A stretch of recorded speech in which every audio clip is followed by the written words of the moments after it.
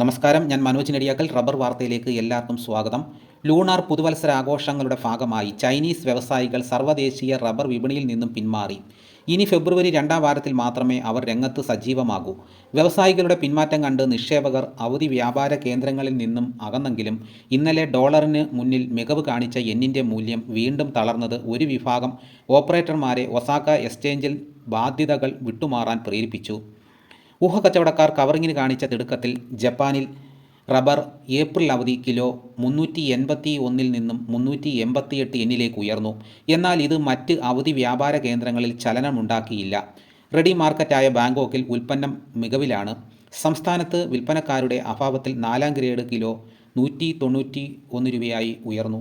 പകൽ ചൂട് കനത്തതോടെ പല ഭാഗങ്ങളിലും മരങ്ങളിൽ നിന്നുള്ള പാൽ ലഭ്യത ചുരുങ്ങി. പുലർച്ചെ എഴുന്നേറ്റ് റബ്ബർ ടാപ്പിംഗ് എന്നത് ഭൂരിഭാഗം മലയാളികളുടെയും ഒരു കാലത്തെ ശീലമായിരുന്നെങ്കിൽ റബ്ബർ കൃഷിയിൽ നിന്നും റബ്ബർ ഉൽപ്പാദനത്തിൽ നിന്നും കേരളം പിന്നിലേക്ക് പോകുന്നുവെന്ന വെളിപ്പെടുത്തലുമായി റബ്ബർ ബോർഡിൻ്റെ പുതിയ കണക്കുകൾ പുറത്തുവന്നു. കൃഷിച്ചെലവിന് ആനുപാതികമായി റബ്ബറിന് വില ലഭിക്കാതെയും 10 വർഷത്തിലേറെയായി റബ്ബർ വില സ്ഥിരമായി കുത്തനെ ഇടിഞ്ഞതുമാണ് റബ്ബർ ഉൽപ്പാദനത്തിൽ കേരളം പിന്നിലാകാൻ കാരണമെന്നാണ് വിലയിരുത്തൽ. അടുത്തിടെ റബ്ബർ ബോർഡ് പുറത്തിറക്കിയ ഇന്ത്യൻ റബ്ബർ സ്റ്റാറ്റിസ്റ്റിക്സിൻ്റെ 2024 45ാം വാല്യത്തിലാണ് ഒരു കാലത്ത് കേരളത്തിൻ്റെ സമ്പദ് വ്യവസ്ഥയുടെ നട്ടെല്ലായിരുന്ന റബ്ബറിൽ നിന്നുള്ള കേരളത്തിൻ്റെ പിന്നോക്കാവസ്ഥയെ തുറന്നു കാട്ടുന്നത്.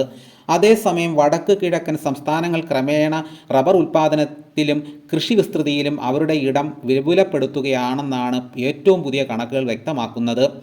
റബ്ബർ ബോർഡ് ഏറ്റവും അവസാനം പുറത്തുവിട്ട കണക്ക് പ്രകാരം 2013-14 അതായത് 10 വർഷം മുമ്പ് കേരളത്തിൽ 5,48,225 ഹെക്ടറിലാണ് റബ്ബർ കൃഷി ഉണ്ടായിരുന്നത്. 10 വർഷം കഴിഞ്ഞ് 2023-24 എത്തുമ്പോൾ കേരളത്തിൽ റബ്ബർ കൃഷി 5,48,300 ഹെക്ടറിൽ മാത്രമാണ്. വെറും 75 ഹെക്ടർ പ്രദേശം മാത്രമാണ് റബ്ബർ കൃഷി ഭൂമിയുടെ കാര്യത്തിൽ വർദ്ധിച്ചത്.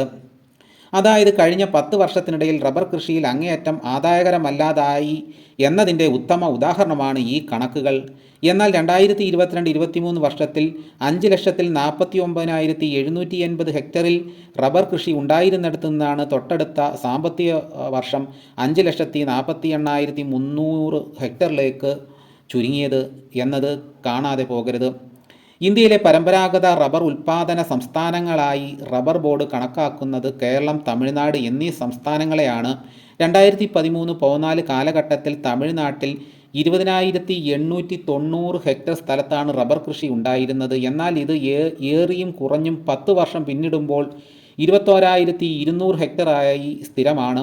2021-22 സാമ്പത്തിക വർഷം മുതൽ 2023-24 വരെയുള്ള തുടർച്ചയായ 3 സാമ്പത്തിക വർഷങ്ങളിൽ തമിഴ്നാട് അവരുടെ റബ്ബർ കൃഷിയുടെ വിസ്തൃതി 21,200 ഹെക്ടറായി സ്ഥിരമായി നിലനിർത്തിയിട്ടുണ്ട്. അതേസമയം പരമ്പരാഗത റബ്ബർ കാർഷിക മേഖലയായ വടക്ക് കിഴക്കൻ സംസ്ഥാനങ്ങളിലെ റബ്ബർ കൃഷി ഭൂമിയുടെ വിസ്തൃതിയിലേക്ക് കടന്നാൽ ത്രിപുര സംസ്ഥാനത്തിന് വൻ മുന്നേറ്റമാണ്. 10 വർഷം മുമ്പ് 2013-14 ത്രിപുരയുടെ റബ്ബർ കൃഷി ഭൂമി വിസ്തൃതി 71,370 ഹെക്ടർ ആയിരുന്നു. അത് ക്രമേണ വർദ്ധിച്ച് 2023-24 എത്തുമ്പോൾ 1,10,500 ഹെക്ടറായി വർദ്ധിച്ചിരിക്കുന്നു. മറ്റൊരു വടക്ക് കിഴക്കൻ സംസ്ഥാനമായ ആസാമിൽ 2013-14 കൃഷി ഭൂമി വിസ്തൃതി 47,945 ഹെക്ടർ ആയിരുന്നു. 2023-24 അത് 79,600 ഹെക്ടറായി ഏകദേശം ഇരട്ടിയുടെ വർധനവാണ് ഉണ്ടായിരിക്കുന്നത്. മറ്റ് വടക്ക് കിഴക്കൻ സംസ്ഥാനങ്ങളിലും കൃഷിഭൂമിയുടെ കാര്യത്തിൽ 10 വർഷത്തിനിടയിൽ ഗണ്യമായ വർധനവാണ് ഉണ്ടായിരിക്കുന്നത്. സ്വാഭാവിക റബ്ബർ ഉൽപ്പാദനത്തിലും കഴിഞ്ഞ 10 വർഷത്തിനിടയിൽ കേരളം കിതക്കുകയാണെന്ന കണക്കുകളും റബ്ബർ ബോർഡ് പുറത്തുവിട്ടു. 2013-14 വർഷത്തിൽ കേരളത്തിൻ്റെ സ്വാഭാവിക റബ്ബർ ഉൽപ്പാദനം 6,48,220 ടൺ ആയിരുന്നത് 2023-24 6,09,600 ടണ്ണായി കുറഞ്ഞു. തമിഴ്നാടിനും ഇതേ പ്രവണതയാണ്.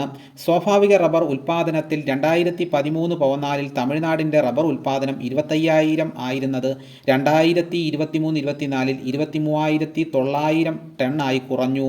എന്നാൽ ത്രിപുരയാകട്ടെ ഈ കാലയളവിൽ സ്വാഭാവിക റബ്ബർ ഉൽപ്പാദനത്തിൽ കുതിക്കുകയായിരുന്നു.